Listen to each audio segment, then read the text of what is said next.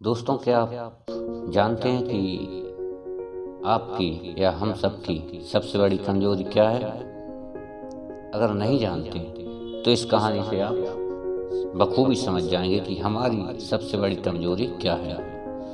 तो ध्यान से इस कहानी को सुनें। एक वक्त की बात है, एक बहुत बड़ी कंपनी थी और वह कंपनी बहुत ही घाटे में चल रही थी। इस बात से कंपनी के मालिक और उस कंपनी के जो सारे कर्मचारी थे बहुत परेशान थे, क्योंकि जब कंपनी की तरक्की नहीं हो रही थी तो उनकी तरक्की नहीं हो पा रही थी। इस बात से वो सब दुखी थे। अब उस कंपनी के सारे लोग इस बात से परेशान थे कि आखिर किस वजह से हमारी कंपनी की तरक्की रुक गई है। सारे लोग उस वजह को ढूंढने में लग गए। तो एक दिन उस कंपनी के मालिक ने सभी कर्मचारियों को उनकी खुद की टेबल पर एक एक लेटर रख दिया।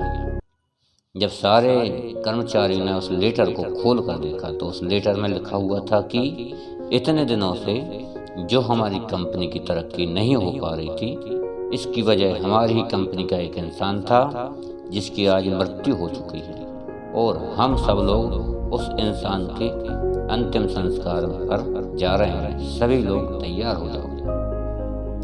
जब सभी कर्मचारियों ने इस लेटर को, पत्र को पढ़ा तो सभी को बहुत खुशी हुई कि जिस इंसान की वजह से हमारी कंपनी की तरक्की नहीं हो पा रही थी, अब वह इंसान इस दुनिया में नहीं रहा और हमारी कंपनी फिर से तरक्की करने लगेगी, आसमान छूएगी। लेकिन वह सारे लोग थोड़ा दुखी भी हो गए, क्योंकि जैसा भी था वो हमारी कंपनी का इंसान था और आज उसकी मृत्यु हो गई है।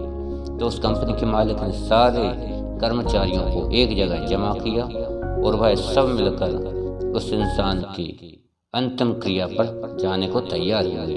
और वहाँ पर एक बड़ा सा हॉल था। उस हॉल के बीच में एक कॉफिन रखा हुआ था, यानी कपड़ा रखा हुआ था। अब उस कंपनी के सारे कर्मचारी एक एक करके उस कॉफिन के पास जा रहे थे और उस इंसान को देख रहे थे।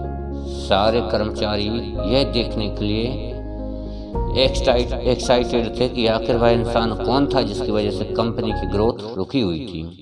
तो सब एक एक करके उस कॉफिन के अंदर देख रहे थे। तो सारे के सारे कर्मचारी हैरान हो रहे थे, क्योंकि उस कॉफिन में कोई इंसान था ही नहीं, बल्कि इस कॉफिन के अंदर एक शीशा मिरर रखा हुआ था, जिसमें उन सारे कर्मचारियों को अपनी ही शक्ल नजर आ रही थी। तो दोस्तों, इस कहानी से हमें क्या शिक्षा मिलती है? इस कहानी से हमें यही शिक्षा मिलती है कि हमारी ज़िंदगी में हम जिस भी पोजीशन पर हैं, चाहे अच्छी पोजीशन पर हों या ख़राब पोजीशन पर हों, हम किसी और की वजह से नहीं बल्कि खुद की वजह से ही हैं। बहुत सी परिस्थितियाँ होती हैं और हम परिस्थितियों को दोष देते हैं, मजबूरी को दोष देते हैं, लेकिन हम यही नहीं सोचते कि आज हम जो मजबूर हैं, ये आज हम पर ही जो हालात बन रहे हैं वह हमारी खुद की ही वजह से बन रहे हैं। हम हमेशा अपने काम को कल पर टालते हैं और काम का मूड भी नहीं है, ये बहाने देखकर काम को टाल देते हैं और कभी आगे नहीं बढ़ते हैं। अगर हम अपने काम में 100% नहीं देंगे तो हमारी तरक्की कभी नहीं हो सकती। सपने तो बहुत बड़े बड़े देख लेते हैं, लेकिन बाद में खुद पर ही शक होने लगता है कि क्या यह मेरे सपने सच हो पाएंगे? क्या मैं इन सपनों को सच कर पाऊंगा?